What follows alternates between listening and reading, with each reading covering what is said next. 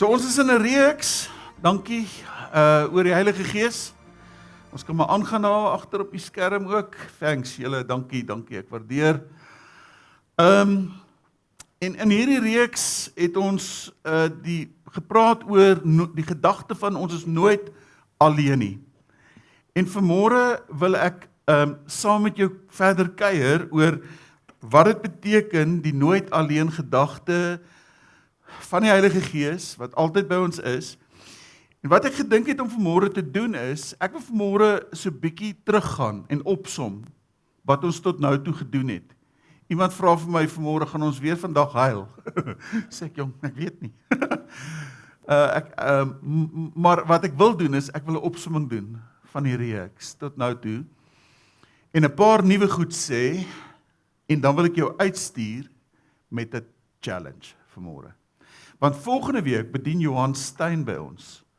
Johan Stein is een van die meer senior ouens in bediening, maar Johan Stein het 'n ongelooflike, unieke bediening, want dit kom by die Heilige Gees, lering in die eerste plek, so die oggend gaan hy gaan kom lering gee, en in die aand gaan ons saamkom, en ons gaan meer 'n gebedsoomblik skep, waar ons 'n bietjie gaan bid en bedien en so aan. Al twee praat met mekaar, so asseblief, moenie een bo die ander een kies nie, kies asseblief al twee, want al twee gaan jou help, daai Sondag. Het gaan 'n life-changing experience wees. Ek glo so, net soos dit vanmôre ook 'n wonderlike geleentheid is van die Here is in ons midde. Johan, leiers soos Ellen Platt en John Simons en nog 'n klomp ander ouens kom uit Johan Stein se stal uit. Hulle was op sy span jare terug gewees, so hy's 'n baie sterk, intelligente leier wat baie lief is vir die Here en iets van die werk van die Heilige Gees ook baie mooi verstaan en die Here gebruik hom ook baie kragtig in daai area. So dis volgende week, Sondagoggend, en dan ons aanddiens begin 6:00. 6:00 is ons aanddiens. Gewone oggenddienstyd, 6:00 die aanddiens. As jy jou Bybel by jou het, sê jy hom oopmaak by Johannes. Johannes hoofstuk 14. En jy kan jou Bybel oophou sommer daar en hier en daar 'n nota maak as jy wil. Johannes 14, en ons lees vanaf vers 16 tot vers 23. Hy sê, ek sal die Vader vra en hy sal vir julle 'n ander voorspraak stuur om vir ewig by julle te wees, naamlik die Gees van die waarheid. Die wêreld kan hom nie ontvang nie, omdat hulle hom nie sien nie en hom nie ken nie, maar julle ken hom, omdat hy by julle bly en in julle sal wees. Ek sal julle nie, Jesus is aan die woord, hy sê, ek sal julle nie as weeskinders verlaat nie. Ek kom weer na julle toe, nog net 'n klein rukkie, en dan sien die wêreld my nie meer nie, maar julle sien my, omdat ek lewe en julle sal lewe. Daardie dag sal julle weet dat ek in my Vader is, en julle in my, en ek in julle. Wie my opdragte het, en dit uitvoer, dit is hy wat my lief het. En wie my lief het, hom sal my Vader lief hê, en ek sal hom ook lief hê, en my aan hom openbaar. Judas Iskariot nie vra toe vir hom, Here, hoe kom dit dat u aan ons gaan openbaar en nie aan die wêreld nie? En Jesus antwoord hom, as iemand my liefhet, sal hy my woorde ter harte neem, en my Vader sal hom lief hê, en ons sal na hom toe kom, en by hom kom woon. Hoor net gou weer hierdie woorde, en ons sal na hom toe kom, en by hom woon. So Johannes 14, die 16de vers, kom hy, dan sê hy, ek sal die Vader vra, en hy sal vir julle 'n ander voorspraak stuur. Nou die Griekse woordjie, daai woordjie van ander, is die gedagte wat hy, die Griekse vertaling wat hy wil kom sê is, dit is nie anders nie, dis ander, maar is dieselfde. Dis die tipe is, ek het laas die voorbeeld gebruik van 'n rugbybal. Die voorspelers en die agterlyn oefen beweging saam en dan trek ek Gilbert rugbybal, nou gooi daai Gilbert rugbybal, voorspelers rolmaal beweging, gooi dit vir die agterlyn en dan sê hulle nou, okay, nou gaan julle lynstande oefen en die agterlyn, julle gaan bewegings oefen. Gaan kry gou vir ons die ander Gilbert rugbybal op die paviljoen asseblief. Selfe beginsel wanneer dieselfde tipe woord wat in die Grieks gebruik word. Dis ander, maar is dieselfde. So Jesus kom en dan sê die Heilige Gees is nie net 'n persoon nie, hy is 'n goddelike persoon, 'n ewige, oneindige, goddelike persoon saam met hom en die Vader. Eerste ding wat belangrik is, wat Jesus kommunikeer. Vers 18. Jesus kom en sê, ek sal julle nie as weeskinders agterlaat nie. Jesus kommunikeer die hele tyd, gedurig weer, ek gaan weggaan, maar saam daarmee sê hy, ek gaan weg, maar ek gaan julle nie as weeskinders alleen laat nie. Dan vers 23, hy sê, as iemand my lief het, sal hy my woorde ter harte neem, en my Vader sal hom lief hê, en ons sal na hom toe kom, en by hom kom woon. So aan die een kant sê Jesus, ek gaan weg, 'n klomp plekke wat hy het sê, en aan die ander kant kom hy en dan sê hy, wanneer die Heilige Gees kom, sal ek kom, en my Vader sal ook kom. Wanneer die Heilige Gees in jou lewe inkom, ouens, is dit nie net 'n vaarkrag, ervaring nie, 'n soort uitstralende energie nie, en ervarings is belangrik, maar wanneer die Heilige Gees kom woning maak in jou lewe, is dit God wat self in die midde van jou lewe kom woning maak. Toe Jesus hierdie woorde sê, ek kom en my Vader sal ook kom, raak Jesus in daai oomblikke aan die leer van die drie enige God. Van die Vader, die Seun en die Heilige Gees. Hulle is verskillend, maar hulle is ander, maar hulle is dieselfde. Hulle is so een met mekaar, dat wanneer jy die een het, het jy almal. Nou eens met dit in gedagte, die wete dat God in my kom woning maak het, deur die werk van die Heilige Gees, gebeur daar iets incredible. Ons is besig om draers te word van die atmosfeer van die koninkryk van God wat reeds gekom het. Die dag toe Jesus opdaag en versoening bring aan die kruis, toe breek God se koninkryk deur. Sy manier van dinge doen, breek in daardie oomblikke deur en die Heilige Gees is die waarborg daarvan dat sy koninkryk in Christus gekom het. Hy woon nou in ons en nou kom sy koninkryk in my kantoor, in my werk, in my huis. Daar waar ek beweeg, ek is 'n draer van God se heerlikheid en daarom bid ek as ek by my werksplek instap en sê ek, Here, dis hoekom Jesus gesê het, bid dat God se koninkryk sal kom. Jy's 'n draer daarvan. So wanneer jy instap by jou werksplek, Here, mag die koninkryk vandag deur my kom. Mag dit kom. U wat in my is, u wat in my woon, mag ek 'n draer wees, mag ek sout wees, mag ek beïnvloed, mag my lewe iets beteken vandag. Dr. se visie is God's transforming presence in global cities. En is eenvoudig net dit, ons glo God het ons geplaas om in stede 'n verskil te maak. And we are God's transforming presence, waar ons ook al beweeg, in die werksplek, omdat hy in ons is, omdat hy in ons lewe, omdat hy woning kom maak het. Hy het nie net kom vir 'n tydjie kom intrek in sy tas, hy leef vanuit sy tas nie, hy het sy tasse kom uitpak in my en jou lewe. Ons het sy adres geword, en hy wil sy heerlikheid nou op hierdie aarde, sy koninkryk laat kom, deur mense soos ek en jy. Daarom sê Jesus so gedurig deur in die Onse Vader, bid so, bid dan so, laat u koninkryk kom, u manier van dinge doen, soos in die hemel, so ook op die aarde. Kan ek dit vanmôre baie duidelik stel, dat die Heilige Gees kan nooit 'n bysaak wees nie. Die Heilige Gees is die hartklop van ons Christendom, ons ervaring met die Here. Dis die bewaarborg dat God in Christus met ons 'n nuwe ooreenkoms aangegaan het, dat daar 'n nuwe verbond gesluit het. Dis die Heilige Gees wat die waarborg is daarvan. Die oomblik wat ek en jy ons nie buig en ons Jesus Christus bely as ons redder, ons verlosser, ons persoonlike saligmaker, in daardie oomblik kom maak die Heilige Gees in ons woning en word dit die waarborg dat ek en jy is nou deel van hierdie nuwe ooreenkoms met God. Dink 'n bietjie aan die ou verbond. In die ou verbond, ons ken ons nou, in die ou verbond, die Here het 'n verbond gehad met die volk Israel en hy het 'n nuwe verbond kom sluit. In die ou verbond was die wet op klip geskryf, Moses, né? Jy onthou dit. In die nuwe verbond word die wet op ons harte geskryf, verwysend na die Heilige Gees. In die ou verbond was daar 'n fisiese besnydenis gewees om te wys jy's deel van die verbond. In die nuwe verbond is dit die besnydenis van die hart, verwysend na die Heilige Gees. In die ou verbond was God se heerlikheid in die tempel gewees. In die nuwe verbond, nuwe ooreenkoms, word elke gelowige 'n tempel van die Heilige Gees. In die ou verbond was die priesters die manier om God se teenwoordigheid te beleef en te ervaar en toegang tot God te kry.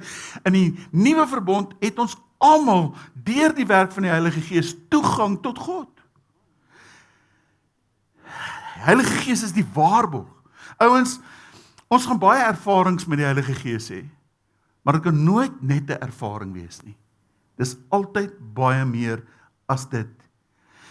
En hier is die ding, ervarings verskil wesenlik. Ervarings het oor al die jare wesenlik verskil van hoe die Heilige Gees met verskillende mense, verskillende tipe groepe mense in persoonlikhede en tradisies gewerk het. Ek het in 'n bepaalde kerk groot geword waar daar was 'n paar elemente, so 2-3 elemente wat moes plaasvind. En dan het ons uitgestap en gesê, "Ja, die Heilige Gees het vanmôre hier gewerk." En soos ek ouer geword het, het ek besef, dit was net 'n deel van wat die Heilige Gees gedoen het. Want wat die Heilige Gees doen is baie meer as net hierdie 3 elemente wat ek kan dink. En ons kan so maklik dink, dis hoe die Heilige Gees moet werk. Maar kan ek vir jou sê, die Heilige Gees is nie eenvormig nie. Hy werk op 100 verskillende maniere. Kom ons vat net een voorbeeld, of 2 voorbeelde uit die Nuwe Testament uit. Dink 'n bietjie aan die Filippynse tronkbewaarder. Paulus sit in die tronk. Hy's besig om te sing en evangelie te verkondig, of die ouens nou wil hoor of nie. Dis 'n lekker plek om dit te verkondig, want jy het ouens wat moet luister. Hulle kan niks anders te doen as om te luister nie. En dan verkondig hy die evangelie. Dan die volgende oomblik is daar 'n aardbewing en die mure skud. Die aarde ruk. Die mure val om. En die tronkbewaarder besef hierdie is iets buitengewoon. Hierdie is die werk van die Heilige Gees. En hy kom tot inkeer en tot geloof en tot bekering. En dan is daar Lydia, die sakevrou. Ons lees van Lydia, hoe sy gegaan het na 'n plek van gebed toe. Paulus het die evangelie daar verkondig, hy het net gepraat. En sy het sy woorde gehoor, en sy het ervaar hoe dat die Heilige Gees met haar praat. En sy het haar hart en haar lewe vir die Here gegee, en kragtadig tot bekering gekom. Nou kan jy jou nou voorstel, want dis wat ons baie keer doen in die kerk. Ons tref nou vergelykings van hoe die Heilige Gees moet werk, en ons dink hy is eenvormig. Kan jy jou voorstel, jy weet, nou kom hier die Filippynse tronkbewaarder, en hy sê, hy het 'n gesprek met Lydia. Hy sê, Lydia, vertel my 'n bietjie, hoe die Heilige Gees in jou lewe gewerk, hoe dit gebeur dat jy 'n oorgawe gemaak het, en Jesus Christus begin volg het. Sê nie, ek het na 'n plek van gebed toe gegaan, jy weet, en Paulus was daar, en hy het gepraat. En daar was iets in sy woorde, en terwyl hy praat, het ek ervaar hoe die Heilige Gees met my praat. En ek het ervaar, ek glo dit. En dat geloof maar gekom, en ek het Jesus Christus bely as my hoop, en my redder, en my verlosser. Lydia, is jy seker? Jy bedoel, Paulus was daar, het die aarde nie geskit nie. Het die mure geskit? Nee. Het die mure enigstens omgeval? Nee. En dan gaan hy Filippynse tronkbewaarder daar weg. En dan sê hy dalk vir sy vriende, jong, ek is 'n bietjie bekommerd oor Lydia. Ek is nie seker of sy die volle ervaring van die Heilige Gees gehad het nie. En dis wat ons baie keer doen in die kerk. Jy weet, ons dink dat die Heilige Gees moet op so 'n manier altyd werk. Hy gaan nooit op so 'n manier net altyd werk nie. Baie keer wanneer dit word dat die Heilige Gees net op so 'n manier werk, moet ek vir jou sê, wees versigtig dat dit nie net 'n tradisie of 'n kultuur is wat begin vorm het van hoe goed moet lyk nie. Kan ek vir jou sê, hoeveel keer het ek al in my lewe gesien, mense wat jarelang die Here dien, lief is vir die Here, hoe dat 'n eenvoudige gebed op die regte tyd, net daardie persoon se hele hart kom draai. 'n Vars nuwe liefde vir God kry, 'n vars oortuiging van God se roeping op hulle lewe, 'n vars oortuiging dat God by hulle is en met hulle is, 'n moed, 'n hoop, 'n vars oortuiging dat ek 'n city changer is, dat ek iets vir God moet doen. Ek het soveel keer gesien in die eenvoudigste van gebede, hoe kragtadige goed gebeur. Ek het gesien in eenvoudige gebede, 'n gebed van 30 sekondes, hoe dat 'n man wat eintlik die familie hulle die familie gekry om te kom groet, hy gaan sterf. Ek het gesien hoe dit so 'n man ontslaan word, dag daarna, eenvoudige gebed. En die Heilige Gees is nie eenvormig nie, hy werk op 100 verskillende maniere. Wat belangrik is dat ons bewus sal wees, hy wil deur ons werk. Hoe wonderlik is dit, baie keer hoor ek mense se storie. Ek het in die week weer met iemand gepraat wat deur 'n moeilike tyd gaan, 'n droogte tyd, 'n donker tyd. Maar elke keer wat ek hoor van mense wat deur so 'n tyd is, wat in verhouding met die Here staan is, hulle sê in daai tyd het dit vir my gevoel of God nie daar was nie, maar nou dat ek deur is en terugkyk, weet ek, hy was daar. Nou sien ek raak die tekens. Ek was nie bewus in daai oomblikke nie, want ek was so bewus van my gebrokenheid, maar hy was daar. Ek kan daai tyd kan ek dit sien. En ek weet dis baie van julle wat daarmee kan assosieer en sê ek stem saam. Miskien is jy nou daar waar jy in 'n droogte, donker tyd is en jy voel alleen, en ek wil vanmôre vir jou sê, dis net 'n gevoel. Want hy het beloof, hy sê jou nooit alleen laat nie. Is altyd daar. So hou vas. Miskien het jy net nodig om dit vanmôre te hoor. Hou vas. Al voel dit nie so nie. Dis 'n gevoel. Dis nie die waarheid nie. Hy is met jou, hy is by jou. Jy weet, die lewe kan taaf wees. En wanneer mense dalk is waarvan ons vennote is, vir die ouens wat deur moeilike tye al is of was, ek wil jou aanmoedig om by mense se nood uit te kom. Ons het nie lank terug nie, het ons by een van ons familielede se nood stil staan waar jy nie woorde gehad het nie. Want hulle seun het hom op 'n 15-jarige ouderdom gekies om sy lewe te neem. En wat sê jy in daai oomblikke? Behalwe net om daar te wees. Want in die daar wees van jou lewe is God ook daar. Hy is saam met jou daar. Die vroeë Christene was baie bewus dat die Gees wat volgens hulle op al Jesus se volgelinge uitgestort is, hulle het hierdie oortuiging gedra dat dit was presies dieselfde Gees wat in Genesis 1 aan die werk was met die skepping van hierdie wêreld. Gaan lees Genesis 1. Hulle was presies oortuig dat toe die Gees oor hulle almal kom, dat dit dieselfde Gees was wat vir Gideon wat 'n lafaard was, kom dapper maak het, Rigter 6. Hulle was bewus daarvan dat dieselfde Gees wat oor hulle gekom het nou was die Gees wat op Dawid gekom het, 1 Samuel 16. Die profeet Jesaja het gepraat van die teenwoordigheid van God in die tabernakel, Jesaja 63. Hulle was bewus en oortuig daarvan. Dit was dieselfde Gees wat op hulle kom uitgestort is. En in daardie bewustheid dat hierdie Heilige Gees het nie net op spesifieke persone vir spesifieke take nou op hulle kom rus nie. Met die uitstorting van die Heilige Gees het die profesie van Joël tot vervulling gekom waar hy gesê het, in die laaste dae sal God sy Gees op alle vlees uitstort. En in daardie oomblikke was iets waar geword van daardie belofte. Sy Gees op elkeen wat Jesus, in die Ou Testament het hulle oor mense gekom, in die Nuwe Testament het God met sy gees kom woning maak in mense. Is ook interessant as jy na die Ou Testament kyk, hoeveel skadubeelde daar is, vingerwysings na dit wat Jesus sou kom doen het. Vingerheenwysings na iets groter wat op pad is. Die hele Ou Testament is deurweek met vingerwysings, skadubeelde, heenwysings na iets baie groter toe. Ek gaan 2 voorbeelde vir jou gee, en ons kan die hele dag besig wees met sulke voorbeelde. Dink gou, onthou jy die Pasga? Volk Israel is in slawerny. By die Egiptenare, hulle wil nie gaan nie. Is lekker, hulle gee vir ons slawediens hierso. Ekonomie gaan vooruit om hulle te hou, ons gaan nie dat gaan nie. Dan ken jy die storie nê, met die 10 plaae, die hele storie. Uiteindelik moes hulle bloed gevat van 'n lam wat hulle slag en teen die deurkusyne verf en daai aand het die doodsengel verby beweeg. En ons weet dis simboliek van Jesus wat deur sy bloed redding vir ons sou bring. Ons deur sy bloed sou hy ons uit slawerny uit bevry, nê. Ons weet dis die een simboliek daaraan. Dis egter nie die simboliek waar ek op wil fokus vanmôre nie. Toe trek hulle uit Egipte uit.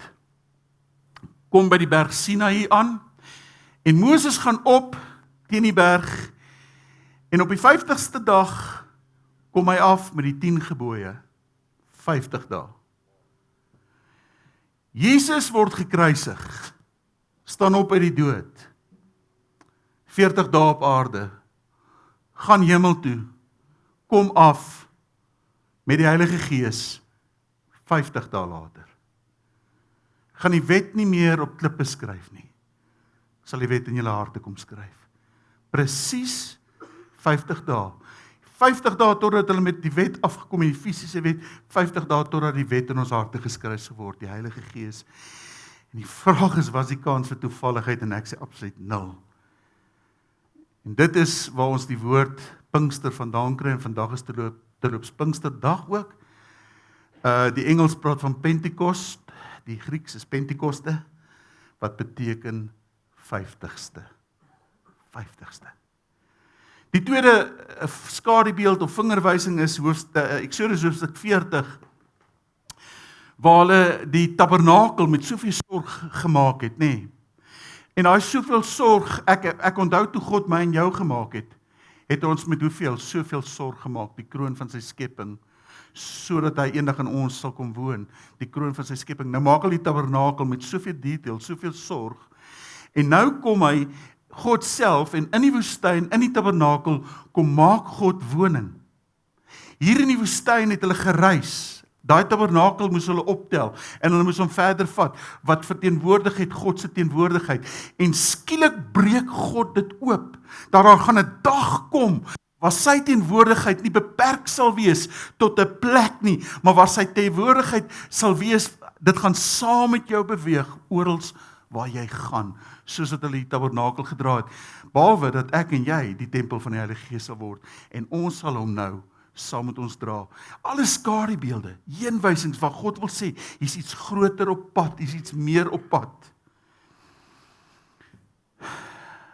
So kom ons sluit af. Wat doen die Heilige Gees eintlik? Ek dink daar's 3 goed wat vir my uitstaan tussen duisende. Want ek het nou gesê, dis nie eenvormig nie. Maar kom ek noem 3 goed wat uitstaan vir my. Eerstens, die Heilige Gees maak Jesus teenwoordig in my lewe. Ek wil net vir jou vanmôre sê, ek is bekommerd dat ek hoor hoe dat die kerk in die algeheel al hoe minder oor Jesus begin preek en meer preek oor allerlei mooi maniere, maklike maniere om gecharged te word emosioneel en so aan. Die dag, ek glo ons kan dit ook preek, maar die dag as Jesus uit ons prediking uitgaan, het ons moeilikheid. Jesus is die middelpunt van my lewe, die middelpunt van my bestaan, dit moet die middelpunt wees van die kommunikasie op hierdie kansel, niks anders as Jesus kan gepreek word nie. Dit beteken nie, dat ons nie kan praat oor hoe hy ons help in moeilike tye en donker tye en daai goed is te oorwin nie, maar Jesus moet altyd die sentrale fokus bly. In Johannes 14 vers 16, sê hy, alhoewel hy weggaan, gaan hy iemand stuur om by ons te wees, 'n voorspraak, trooster, raadgewer, van wysheid na die Heilige Gees, nee. Die Griekse woord is parakletos, wat letterlik beteken iemand soos 'n regsadvokaat. Hy gaan by jou wees. Iemand wat sy arm om jou skouer gooi, dis die woord vir parakletos, sy arm om jou skouer gooi. Iemand wat jou raadgewer sal wees. En dit is die manier wat Jesus deur die werk van die Heilige Gees homself en die Vader kom tuismaak in jou lewe. Iemand wat by jou gaan wees. Iemand wat sy arm om jou sal gooi. Iemand wat jou met goeie raad sal bedien. Jesus vat weer hier direk aan die leer van die drie eenheid. Jesus praat oor homself en die Vader wat deur die werk van die Gees in ons kom woning maak het. So die eerste ding wat die Heilige Gees doen is, hy maak Jesus teenwoordig in my lewe. Eerste ding, en dis 'n grootte. Die tweede ding is, hy herskep, die Heilige Gees herskep gebroke en sondige mense en maak hulle ware beelddraers van God. Hy herstel hulle identiteit. Gaan lees Galasiërs 5 en dan gaan jy sien al die maniere waar jy jou eie lewe en ander mense se lewe kan opmors. En as die Heilige Gees wat kom en klop in jou hartsteen en sê, jy het 'n redder nodig. Jy het 'n redder nodig. Die Heilige Gees gaan jou altyd na Jesus Christus toe wys, na wat hy vir jou gedoen het, wat hy aan die kruis gedoen het. Jy het 'n redder nodig. En die dag wat jy jou hart en jou lewe vir Jesus gee, is die volgende ding wat die Heilige Gees gaan begin doen. Hy gaan in jou lewe begin werk en hy gaan vir jou wil sê wie jy is. Become who you are. Want in die Heilige Gees se inwoning in my lewe, bring hy klaar vrug na vore in my lewe. Die vermoë om lief te hê, die vermoë van vreugde, vrede, geduld, vriendelikheid, goedheid, getrouheid, sagmoedigheid, selfbeheersing, alles daai is gawes van die Heilige Gees wat wanneer hy in jou lewe kom woning maak, is dit daar. Maar nou het ek en jy nodig om daai goed wat reeds daar is, na vore te bring. Dis wat ons geestelike groei noem. Die Heilige Gees gaan nooit by jou wil verby beweeg nie. Jy gaan moet wil. Jy gaan moet sê, Here, ek begeer dat hierdie goed in my lewe sal werk. Here, dit wat reeds deur die kruis in my lewe kom realiseer het, laat ek dit wees, laat ek dit word. Dis hoekom ons tyd met die woord spandeer, dis hoekom ons tyd in gebed spandeer, sodat ons sal word dit wat hy reeds 'n realiteit in ons lewe gemaak het. Gebeur nie outomaties nie. Ons het die verantwoordelikheid vir ons eie geestelike groei. Romeine 8 vers 16. Kom ons sê, die Gees wat saam met ons eie gees getuig. Dis daarom 'n misterie. God se Gees kom getuig saam met ons gees. God is aktief in die werk in ons denke, in ons gevoelens, om vir ons idees en gedagtes in ons te plaas, soms om ons te waarsku van onvanpaste dade, onvanpaste gedagtes, soms om ons te inspireer om goeders te doen, wat sal bydra daartoe dat ons lewens getuig van God se nuwe skepping. Heilige Gees. Die derde ding wat die Heilige Gees doen is, Gees gee aan Jesus volgelinge 'n nuwe rigting en 'n nuwe energie. En jy beleef baie keer onverwagte gedagtes en idees, wat jou baie keer kan lei na verrassende plekke. Die worship team kan vorentoe kom. Hy wil sy koninkryk hier op aarde vestig en hy wil met jou praat aangaande dit. Hy wil hê dat sy manier van dinge doen deur my en jou lewe 'n realiteit sal word, soos in die hemel, so ook op die aarde. Jesus beloof in Lukas 11 vers 13. Hy sê as ons weet hoe om goeie gawes aan ons kinders te gee, hoeveel te meer sal God, die hemelse Vader, die Heilige Gees gee aan die wat hom vra om goeie gawes vir ons te gee. Ek weet dat jy vanmôre nie 'n fout sal maak nie. Moenie dink die Heilige Gees het eenmalig woning kom maak in jou lewe sonder dat hy nie gereeld in en deur jou lewe wil werk nie. Hy wil elke dag deur jou lewe werk. Die ontvang van die Heilige Gees is nie 'n eenmalige ervaring nie. Daar's 'n voortdurende bewustheid dat hy in jou lewe wil werk. En daarom glo ons dat God meer in die toekoms wil doen as wat hy tot nou toe gedoen het. want hy is 'n lewende God. Hy leef in en deur my. God wil meer deur jou lewe doen. God wil meer deur hierdie kampus doen as in die verlede. Hy wil met ons praat, hy wil ons lei, hy wil ons vat na nuwe plekke toe. Nuwe Testament wil ons herinner dat ons altyd sal verwag dat die Heilige Gees voortdurend aan die werk wil wees. Hy wil ons gedurig uitdaag tot nuwe take, varsheiligheid, vrymoedigheid om jou getuienis te bring, 'n geduldige vasberadenheid om te bou aan die koninkryk van God, om hom te eer in die gee van jou finansies. God wil in en deur jou werk. En ouens, soms is dit groot ervarings.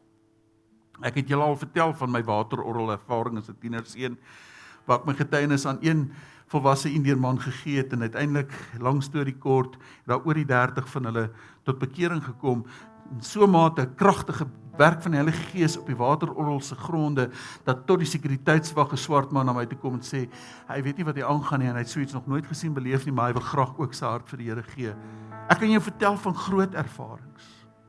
Ek het julle verlede week vertel van Kaibi in Nepal Ngunji, hoe hy was 'n Hindu, hoe hy tot bekering gekom het, en gevoel het die Here lei hom na daai stad toe, om daar die evangelie te gaan verkondig. Hy het niemand geken nie, hy het nie 'n manier gehad om homself te finansier nie, en hoe dat die Here vir hom deure oopgemaak het, en kragtig deur sy lewe gewerk het. Vandag het hulle oor 1000 lidmate in hulle gemeente, en hulle honderde ander gemeentes geplant reg oor die stad, deur die kragtige werking van die Heilige Gees. Soms is dit groot goed, en soms is dit kleiner goed. Ek weet hier's mense hier wat hier sit, ek het gehoor van hoe dat jy gelei was om 'n gebedsgroep te begin by jou werksplek. Dis deel van dit, ek hoor sy stem, en ek reageer, ek sê, mag u koninkryk kom. Ek gaan begin, dis wat u van my vra, dit is wat u sê, dan doen ek dit. Partykeer is dit net om iemand te bemoedig, partykeer is dit net om tyd te maak vir mense, partykeer is net daai oproep, ek dink aan jou vandag. Hoe gaan dit met jou? Wat is dit wat die Heilige Gees kom wakker maak in jou lewe? Want hy wil elke dag met jou praat. Hy wil met jou praat, hy wil jou gebruik. Jy is sy instrument. Ek onthou vir oupa, nie my oupa nie, 'n ander oupa, was 'n leerlingman gewees. Ek het een Sondagmiddag laat huis toe gery, en ek moes so by die staatshospitaal verbygery het, en hier sit oupa gekruip op sy knieë in sy hande. Baie ongemaklik, en ek kon sien hy het baie pyn gehad. En ek was 'n hele end lank verby, en ek hoor hoe dat die Here vir my sê, en wat gaan jy aan dit doen? Jy weet, die probleem is, ons het soveel behoeftes in ons stad, jy kan nie by al die behoeftes stil staan nie. Ons het nodig om ook wysheid te hê met dit, nê? Kennis, wysheid, jy ken, tomato. Maar oupa, kry ek net hierdie ding, ek kan nie net hier verby ry. Draai om, ry terug na oupa toe. Ek sê, jong, wat is jou naam? Nee, oupa. Ek sê, oupa, waarheen is jou pad? Nee, hy het na die staatshospitaal toe gegaan om te hoor of hulle nie dalk hom kan help met 'n rolstoel nie. Maar hulle het nie vir hom 'n rolstoel nie. En nou probeer hy terugkom waar hy bly. Ek sê, oupa, kom, klim in. Ek gaan jou na jou huis toe vat. En op pad na sy huis toe, hoor ek hoe die Heilige Gees sê, ek wil jy moet vandag vir hom 'n rolstoel koop. Nou dink ek by myself, ja. 'n Sondagmiddag, wat 'n winkel gaan oop wees, en dis nou nie asof jy by elke winkel 'n rolstoel kan koop nie. En nou ry ek, nou begin ek hierdie stem wat met my praat te betwyfel. Ja, seker te veel pizza die vorige aand geëet. En net voordat ek oupa aflaai, ry ek by 'n winkel verby, en in die deur van die winkel staan 'n rolstoel wat te koop is. Wat is die kans dat die winkel nog oop is op 'n Sondagmiddag en dat daar 'n rolstoel in die winkeldeur staan? Dit het baie verligting vir oupa gebring, maar meer as dit, het my 'n geleentheid gegee om 'n getuienis te wees. Nie net by oupa nie, maar oralste, want ek het oupa afgelaai en almal het na sy paar nuwe wiele kom kyk. En dit het my 'n geleentheid gegee om oor Jesus te praat. Soms groot, soms klein. Die vraag is, as hy praat, sal jy luister? Sal jy jou hart oopmaak? Is jy 'n kandidaat om gebruik te word deur hom? Ek hoor vanmôre die stem van die Heilige Gees wat vir my sê, hier's mense in hierdie auditorium, jy stel dit te lank uit, vergewe. Vergewe en gaan gee aan ander wat aan jou gegee is. Vergifnis is nie so maklik nie, veral as die wonde diep en seer is en jy weet nie wat het hulle aan my gedoen nie. But when you let somebody off the hook, you are really letting yourself off the hook. En dit gaan dalk nie in een dag gebeur wat jy kan vergewe, dit gaan dalk jou aanhoudend vra om oor en oor te vergewe. So as die Heilige Gees aan jou hartsteer kom klop, wat gaan jy doen? Wat gaan jy sê as hy met jou praat? Hy's reeds daar, hy bly in ons, hy's daar. As God met jou kom praat, wat gaan jou reaksie wees? En ons moet gereeld vra, Heilige Gees, help ons om geestelik te groei. Wys ons hoe moet ons groei. Wys ons wat moet ons doen. Help ons om meer geduldig, liefdevol, al die vrug van die Gees toe te pas. Maar wys ons ook wat U deur my lewe wil doen. Nie net in my lewe nie, maar deur my lewe. Want as kerk hier ophou, mis ons heeltemal wat Jesus in gedagte gehad het. Ons bied nie 'n program aan nie, want jy is die program. Gered uit genade om sout te wees, lig te wees, stad te verander. So waar gaan jy wees? Met wie gaan jy werk? Met wie gaan jy te doen kry? Maandag tot Vrydag. Kan ek jou vanmôre uitstuur met 'n gebed? Waar ek jou commission om dit te wees wat God wil hê jy moet wees. Sal jy asseblief, as jy vrymoedigheid het, net as 'n teken van jy ontvang dit, net jou hande dalk so hou. En ek wil vanmôre jou seën met 'n gebed. Here, ek kom vanmôre en oor Rodevallei kampus, elke persoon wat vanmôre voor U staan, wat maandag tot Vrydag met mense gaan besig wees, Saterdag en Sondag, wat in hulle werksplekke gaan beweeg, wat dalk verhoudings het, wat uitdagend is, krisisse wat hulle moet hanteer, probleme wat hulle moet oplos, wil ek bid, Here, dat U koninkryk sal kom. U manier van dinge doen, U wil sal geskied. Ek bid dat U met ons sal praat. Ek bid dat ons die stem sal hoor. En ek bid dat U ons soos 'n Gideon dapper sal maak om te doen wat U sê. Ek bid dat daar talle stories sal wees wat ons sal kan vertel van wat in hierdie week gebeur het deur mense wat gestuurdes van die Here was. Daarom vandag stuur ek jou in die naam van Jesus Christus om sout te wees, om lig te wees, om God se atmosfeer te gaan dra in elke plek waar jy jouself bevind. Mag sy koninkryk kom deur jou lewe, mag sy wil geskied deur jou woorde en in jou dade. Mag jy bewus wees van die werk van die Heilige Gees in jou lewe. Mag jy bewus wees dat hy met jou praat, dat hy jou lei, dat hy jou vermoë gee. Mag jy bewus wees dat hy jou dapper maak, dat hy jou hoop gee, dat hy jou anker is, dat hy sy arm om jou slaan wanneer jy dit nodig het, dat hy vir jou raad gee wanneer jy dit nodig het. Mag jy bewus wees, hy het sy tasse kom uitpak in jou lewe en jou sy adres gemaak. Ek seën jou in die naam van Jesus Christus. Amen.